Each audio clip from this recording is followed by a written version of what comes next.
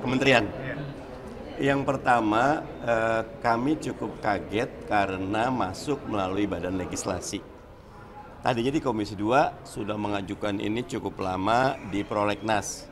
Kemarin saya hadir, ternyata memang ada keputusan MK tahun 2011 terkait penjelasan pasal 10.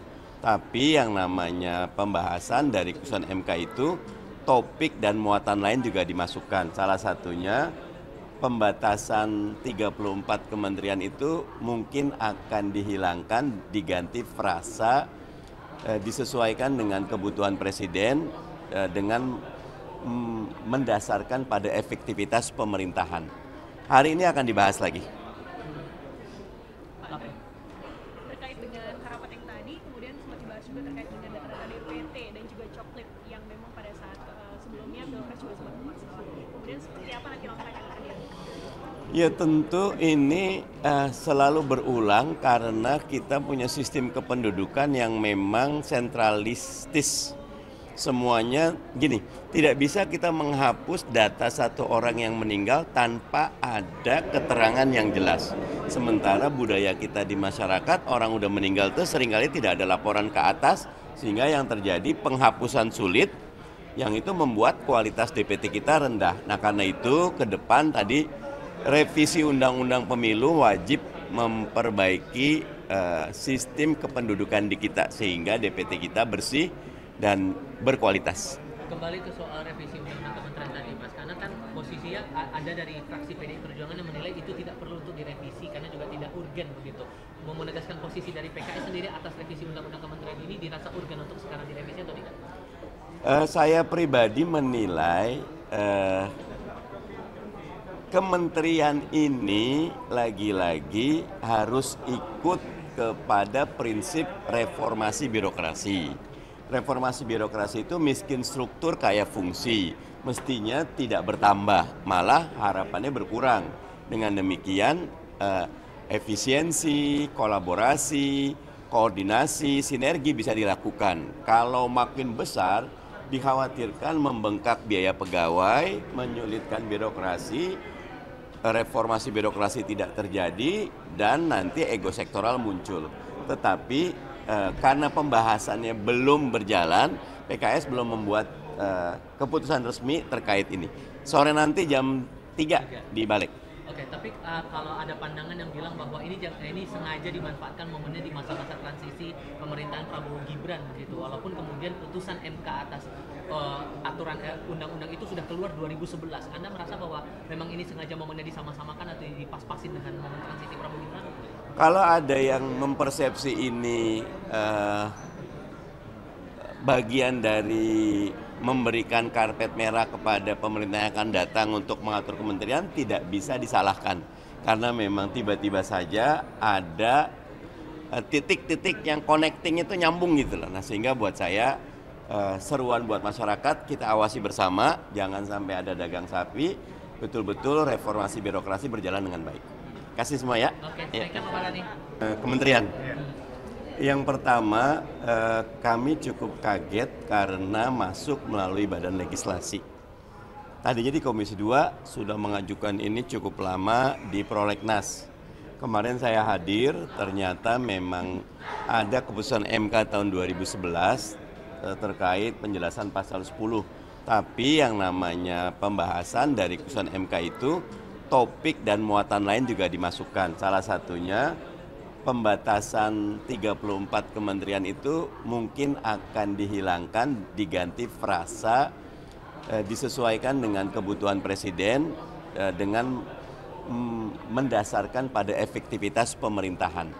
Hari ini akan dibahas lagi.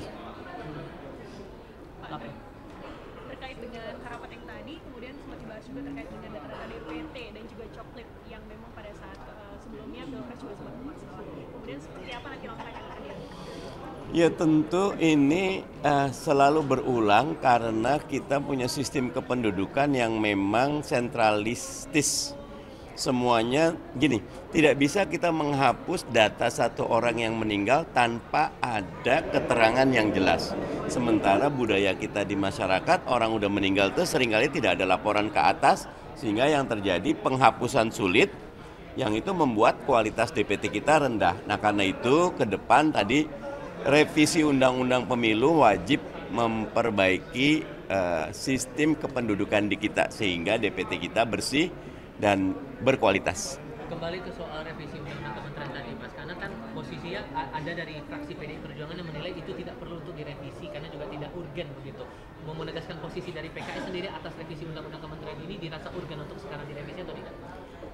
Saya pribadi menilai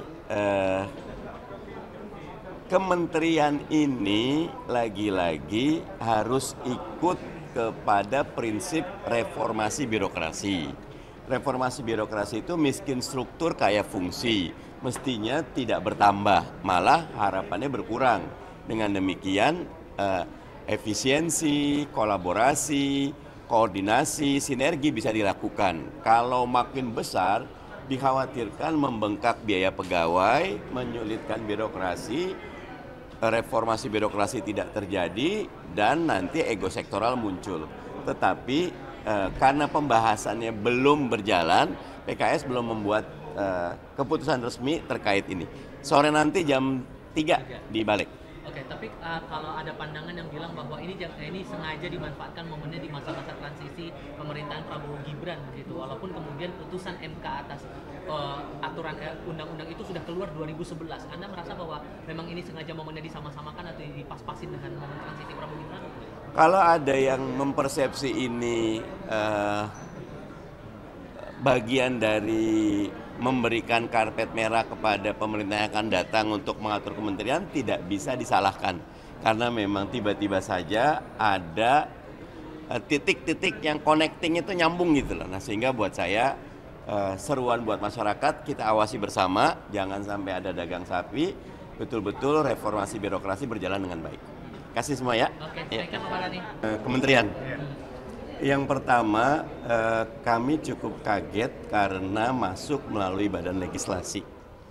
Tadinya di Komisi 2 sudah mengajukan ini cukup lama di Prolegnas.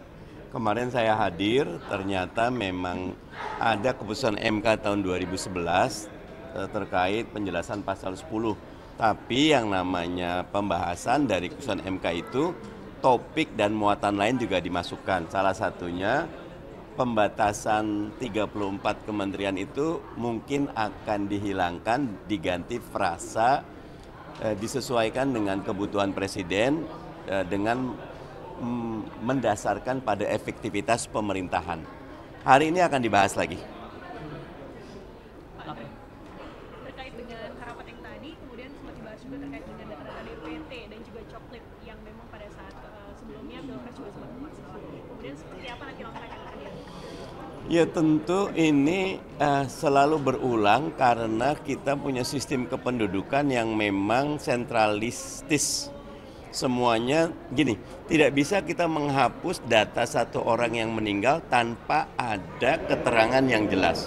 Sementara budaya kita di masyarakat, orang udah meninggal itu seringkali tidak ada laporan ke atas, sehingga yang terjadi penghapusan sulit, yang itu membuat kualitas DPT kita rendah. Nah karena itu ke depan tadi revisi Undang-Undang Pemilu wajib memperbaiki sistem kependudukan di kita sehingga DPT kita bersih dan berkualitas. Kembali ke soal revisi undang-undang kementerian tadi, Mas, karena kan posisinya ada dari fraksi PDI Perjuangan yang menilai itu tidak perlu untuk direvisi karena juga tidak urgen begitu.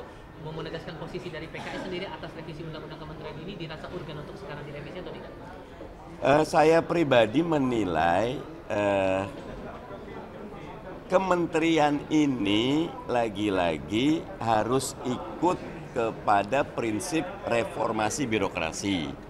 Reformasi birokrasi itu miskin struktur kaya fungsi, mestinya tidak bertambah, malah harapannya berkurang. Dengan demikian efisiensi, kolaborasi, koordinasi, sinergi bisa dilakukan. Kalau makin besar, dikhawatirkan membengkak biaya pegawai, menyulitkan birokrasi, reformasi birokrasi tidak terjadi, dan nanti ego sektoral muncul. Tetapi karena pembahasannya belum berjalan, PKS belum membuat keputusan resmi terkait ini. Sore nanti jam 3 di Balik. Oke, tapi kalau ada pandangan yang bilang bahwa ini sengaja dimanfaatkan momennya di masa-masa transisi pemerintahan Prabowo Gibran gitu, walaupun kemudian putusan MK atas aturan undang-undang itu sudah keluar 2011. Anda merasa bahwa memang ini sengaja momennya disama-samakan atau dipas-pasin dengan momen transisi Prabowo Gibran? Kalau ada yang mempersepsi ini bagian dari memberikan karpet merah kepada pemerintah yang akan datang untuk mengatur kementerian, tidak bisa disalahkan. Karena memang tiba-tiba saja ada titik-titik yang connecting itu nyambung gitu loh. Nah, sehingga buat saya seruan buat masyarakat, kita awasi bersama, jangan sampai ada dagang sapi, betul-betul reformasi birokrasi berjalan dengan baik. Kasih semua ya. Oke, baiklah Pak Mardhani.